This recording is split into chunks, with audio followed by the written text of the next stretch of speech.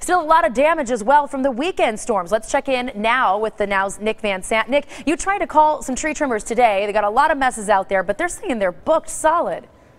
Yeah, and not just this week, not just next week. We talked to places that say that they're not going to really be able to get out and help people out for nearly a month. And as you can obviously see, that can quickly become a big problem. We called tree trimming places and they said the reason that they're so booked up is because before monsoon season started, they got a lot of calls. And then the trees started to fall down when the storms hit and they got even more calls. Then people started to drive around and see those trees that had fallen down and they got even more calls, and that's why they have this big backlog. Now, they do have emergency services that are available if a tree is on top of your house or your car, but that is going to cost you a lot of money. This tree right here, you're talking about $550 to just move this off. Normally, it would cost around $200 just to trim it.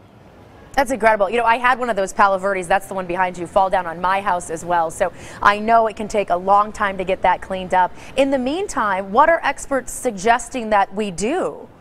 Well, they said you can actually trim some of it yourself, and the key word there is some of it yourself, because if you take a look at this, they say the best advice, if a branch is an inch in diameter or less, something like this, that's okay.